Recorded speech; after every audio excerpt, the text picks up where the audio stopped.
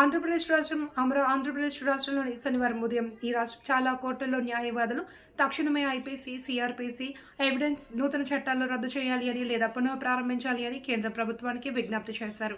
ఈ నూతన చట్టాలపైన ఇప్పటికీ సామాన్య ప్రజలకు పూర్తిగా అవగాహన లేదు అని ఈ సందర్భంగా పత్రికా మీడియా మిత్రులకు తెలియజేశారు. ఈ నూతన చట్టాలపై అవగాహన లేకపోవడం వల్ల జూలై 1, 2024 నుండి అమల్లోకి రావడంతో చాలా మంది పోలీస్ అధికారులకు దీనిపై చాలా సందేహాలు ఉన్నాయి అని తెలిపారు. ఈ నూతన చట్టాలపై ముందుగా ప్రజలకు, సామాన్య మానవులకు భారత రాజ్యాంగంచే గుర్తించబడ్డ అన్ని భాషల్లో తర్జుమా చేసి అవగాహన కల్పించవలసిందిగా కేంద్ర ప్రభుత్వానికి విజ్ఞప్తి చేశారు. అలాగే ఐపీసీ సెక్షన్లు, అలాగే ఎవిడెన్స్ యాక్ట్ అని 3 యాక్ట్ని బ్రిటిష్ వారు ఏర్పాటు చేశారు. ఇవాళ బీజేపీ ప్రభుత్వం అధికారంలోకి వచ్చిన తర్వాత పాత చట్టాలన్నీ మార్చి బీజేపీకి అనుగుణంగా చట్టాలు రూపొందించాలనే ఉద్దేశంతో ఈ 3 చట్టాలను కూడా మార్పు చేసి పార్లమెంట్లో కరోనా సమయంలో 2020లో ప్రజలందరూ కూడా కరోనా సమయంతో బాధపడుతూ ఉంటే ఈ 3 చట్టాలని మేము అమలు చేస్తున్నామని, అన్నీ కూడా ఎవరికైనా న్యాయవాదులకి అభియోగాలు ఏదైనా వ్యతిరేకత ఉంటే ఆన్లైన్ ద్వారా మీరు తెలియజేయాలని చెప్పి చాలా దుర్మార్గంగా కరోనా సమయంలో దీన్ని పార్లమెంట్లో 130 మంది ఎంపీలు వ్యతిరేకించిన ఎంపీలందరినీ కూడా సస్పెండ్ చేసి తలుపులు బిగించి ఈ చట్టాలని ఆమోదించడం జరిగింది.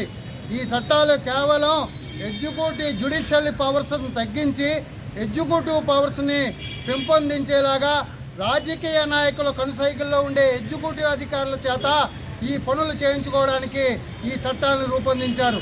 ఈ చట్టాలన్నీ కూడా రేపు జూలై 1వ తారీఖున అమలు జరుగుతున్నాయని ఇవాళ జీవో విడుదల చేయడం జరిగింది.